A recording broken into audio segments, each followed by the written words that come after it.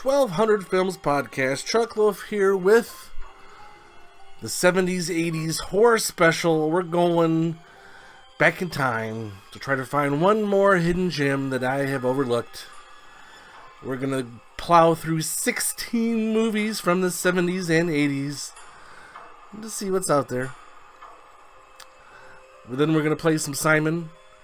And remember that game, that worthless game with the lights? You had to guess the order. Then we're going to go to the arcade to play some Pac-Man. And then we're going to go to the theater and watch some Return of the Jedi. In that order. But let's do the films first. Of course, the rating scale, dumpster fire garbage on the bottom. Can't quite recommend, okay if desperate. Put it on the watch list and then put it on top of said watch list.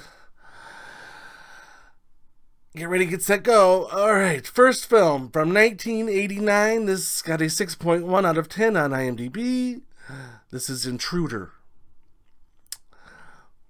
It stars a grocery store at night, and there's a killer on the loose.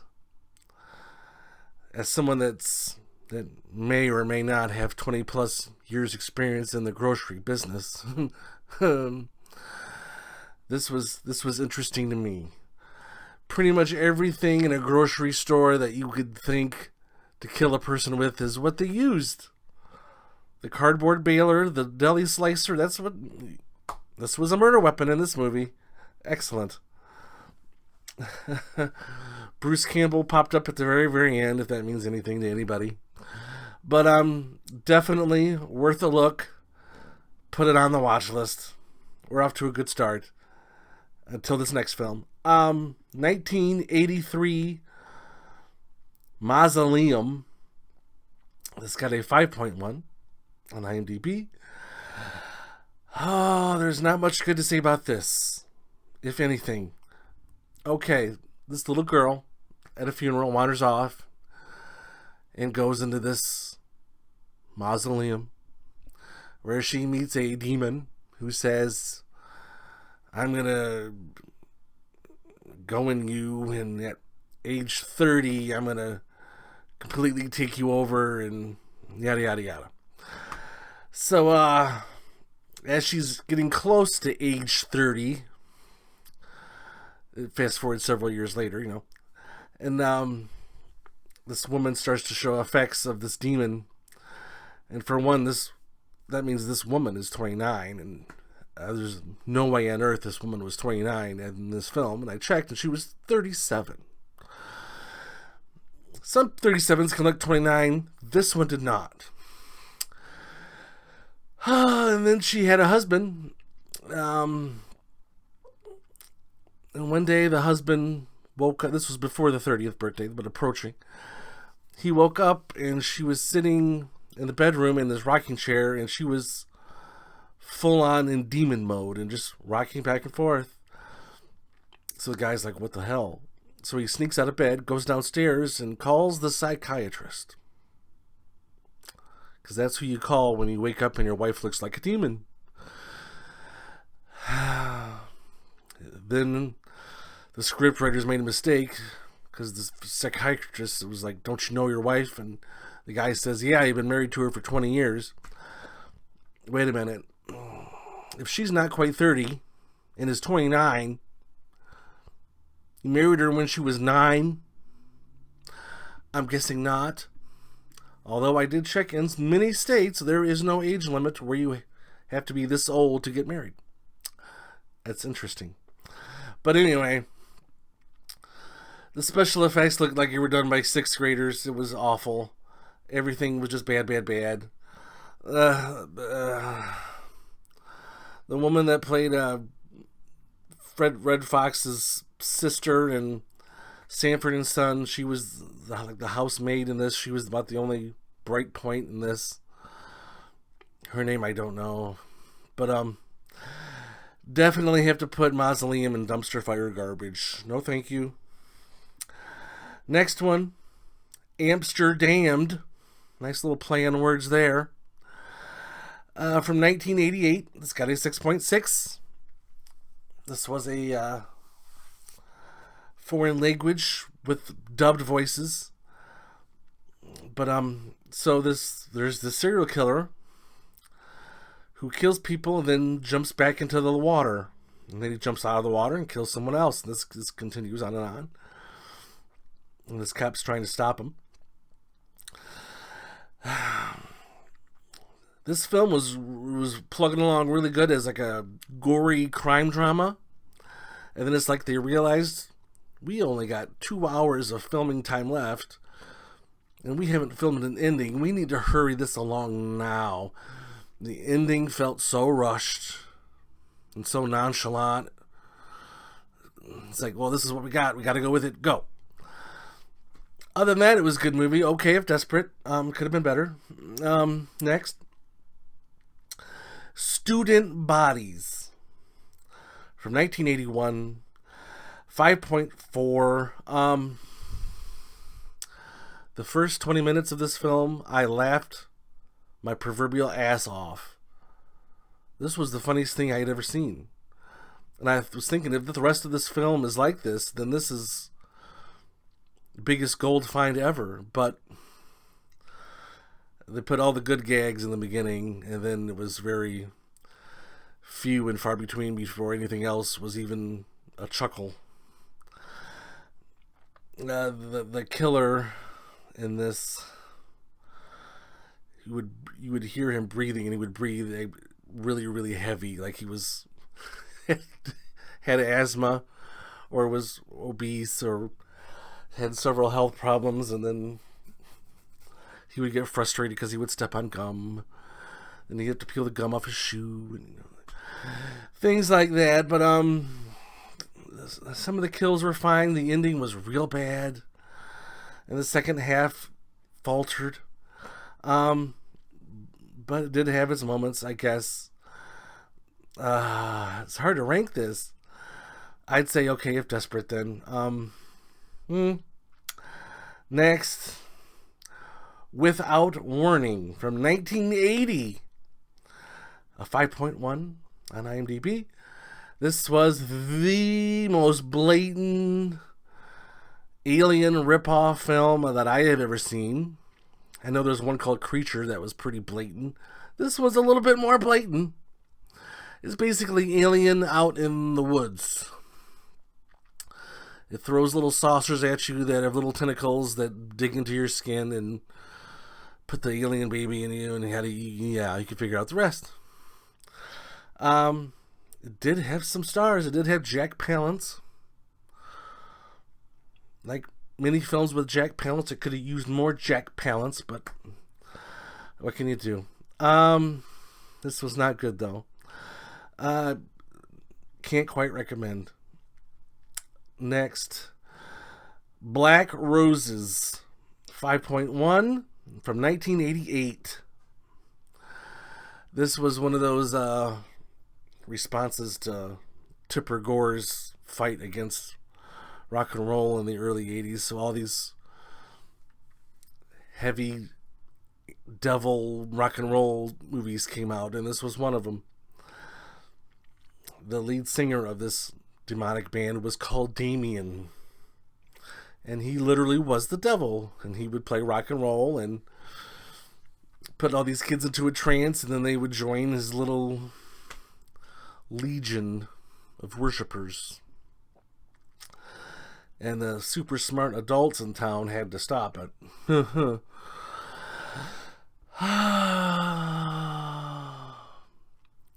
Wasn't the worst film I've seen though. Okay, if desperate. Next, Alison's Birthday from 1981. Got a 5.5. First 10 minutes was good. It starts with these three girls having a Ouija board session, and things go horribly wrong. One of them gets possessed by another one of them's dead father, and the dead father is warning the one girl, don't go to your 17th birthday party coming up. Bad things will happen. And then stuff's flying around the room, and then one of the girls gets thrown against whatever and dies. And do you think little Alison here that was warned of this would heed that warning? Of course not. Why would you? So she goes to said birthday party, and of course she finds out that these people are all demonic cult members, and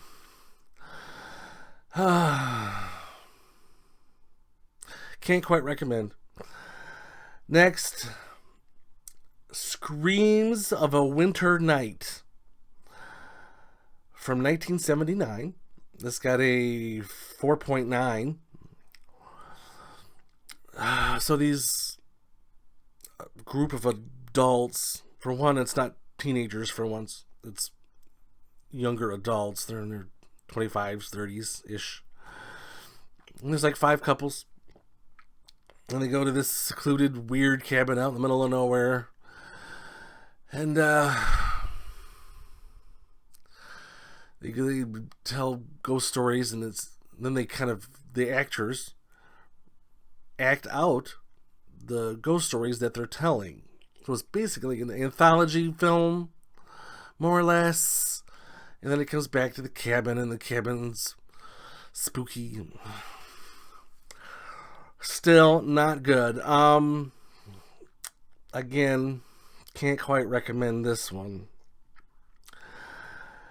The Visitor from 1979. This got a 5.1. I liked this movie. This movie was crazy, weird, and awesome. Why is this not more popular? I don't know. Lance Hendrickson is in it. I didn't know that. I didn't expect that, but he was there. He was the owner of a Los Angeles basketball team. And he was also part of this group that are there to bring in the Dark Lord. And I guess his daughter was already part of this, who was like 8 or 9. But now they're told to have another child, Lance Hendrickson and his wife, so there can be 2 evil babies, so they can both take over the world. You get what I'm saying?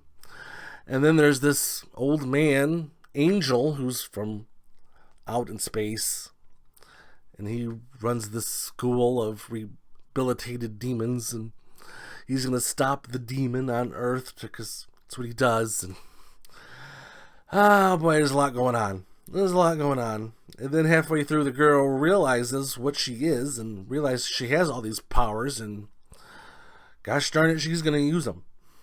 So then you got to deal with that.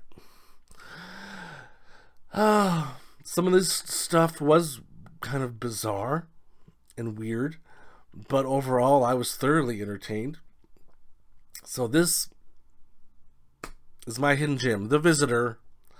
Put it on top of the watch list. See if maybe I'm the only one that thinks this, but that's my gold right there. Next one. Pieces from 1982. This got a 6.0. Pieces is something else. This boy he has this puzzle of this naked woman, and he's putting it together, and he's getting excited. Then his mom walks in, and she just beats him up, and then fast forwards 20 years later, and now this boy, who's an adult, is cutting up, excuse me, too much Mountain Dew, is cutting up women and putting them together in pieces to make the perfect woman. So like kind of like a zombie type thing going. And the cops and this college kid are trying to figure out who's doing the murders and why. It was fine, but the last scene, I don't know whose decision it was to put that in there, but it was so ridiculous and over the top. It was kind of funny, but it didn't make sense with the rest of the film. I don't know, it was just bizarre. I don't want to give it away because it needs to be seen. But because of that, it's still not great. It's okay if desperate. It's something to behold. Next one, Don't Panic. This was from 1987. It's got a 4.9. This was the second movie based around a Ouija board. So this is this group of teenagers are messing around with this Ouija board at this birthday party. And of course, they summon something bad. And then the main boy is like partially sometimes possessed by this demon. And half of this movie, this 17-year-old boy is wearing very childlike dinosaur pajamas. That was a little off-putting and distracting. Did most 17-year-olds do that back then? And this was not an American film. I don't know where country, but it was... the voices were dubbed again. But maybe that's normal in some places. I don't know. But that was a little distracting. The main killer is in dinosaur jams. But he's trying to figure this out and stop it. But he doesn't know how. But yeah. For what it was fine. Okay, if desperate. Next one, Stage Fright. It's from 1987. This got a 6.6. So, this group of actors are putting on this play based on a real-life murder spree. And then one of them gets injured during the making of the play. They're doing a rehearsal. Did I say that? I don't know if I did. But they're doing the rehearsal, and one of them gets injured, and they have to go to the hospital. And they have to go to the crazy ward, because that's the only hospital open. Wink, wink. Wink, wink. And at the crazy ward, the killer that inspired that actual play sneaks out and goes into the trunk of the car of the people that came because they got injured. And then they go back to the play. And then you have the killer at that play that he inspired now going around and actually killing all the people. So I hope that made sense. But it was interesting and well paced, perfectly paced almost. It was excellent little slasher. Highly recommend.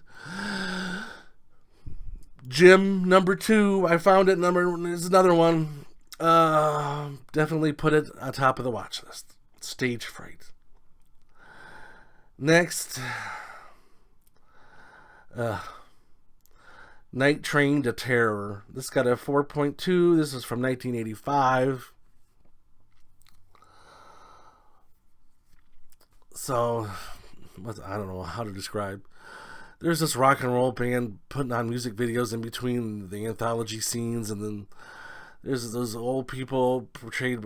One's supposed to be God and one's supposed to be Satan, and they watch this scene of these people's lives, and then they basically are calling dibs. Oh, I got dibs on Stacy and so and so. Well, I've got dibs on so and so. And what? Is that how it works?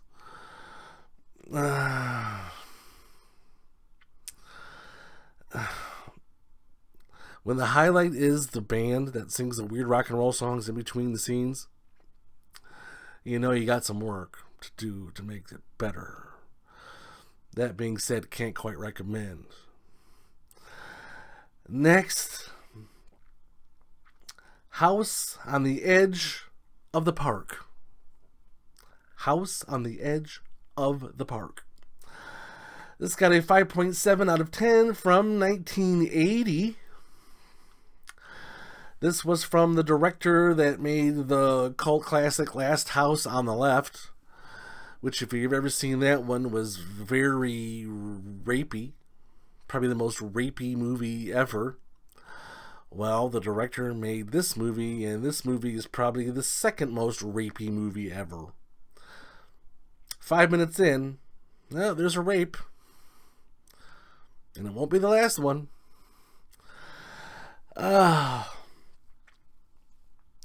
So these rich, well-to-do people invite these two lower-class individuals over to their party for reasons that will be revealed later, but they don't realize that these two lower-class individuals are, well, one of them is particularly is a rapey rapist. Things get out of hand quickly. But that being said, highly entertaining. It was Jim number 2. Put it on top of the watch list. I enjoyed this. If you can get over the rapey. Next one. Dark Knight of the Scarecrow. This got a 6.7 out of 10 from 1981. So this little girl was best friends. They're on like a farmland area in the middle of nowhere in Iowa or something. This little girl is best friends with this 40-year-old man who's mentally handicapped, we'll say, played by Larry Drake, who went on to be Darkman and Dr. Giggles. But at some point early on in the movie, she gets attacked by a dog, and Larry Drake's character saves her. But before, the town only hears that this girl is mutilated and dead. They don't know. So they go get a little hunting crew together and they go kill Larry Drake. And then they find out, of course, right after they kill him, that no, he actually saved her. So they killed this innocent person. And of course, they go to trial and get off, because that's what happens. But now, then they start dropping dead, the people that killed him. And you're wondering, who did these killings? Was it the little girl? Is it the spirit of Larry Drake? Is it the mother of Larry Drake, who's still alive? There's possibilities.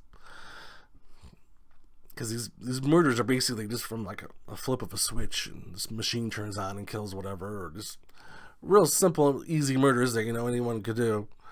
So you don't really know who's doing the killing, and that makes this film that much better. And it actually was an excellent little, well-made, low-budget 80s horror film. Another Jim. Jim number what? 4? Wow. Didn't think I would find 4 Jims, but I did. So definitely put that on top of the watch list. Goddamn. Oh, and lastly, this is not a Jim. Lastly is The Video Dead. From 1987, this got a 5.0, although it was weirdly charming in some parts. This guy gets this TV sent to his house and zombies, and you turn on the TV and watch it, and these zombies jump out of the TV because it's whatever. And then the TV goes to somewhere else, and this younger girl, young woman, she watches it and releases these demons that are now all around the neighborhood and killing dogs and people and whatever. And I didn't know who the main character of this film was. First, I thought it was the young woman, and then her brother showed up, and then the movie completely focused on him. And then this other guy showed up, saying that the TV was his and he wants it back. And then the movie focused on him. And then the movie went back to the sister. So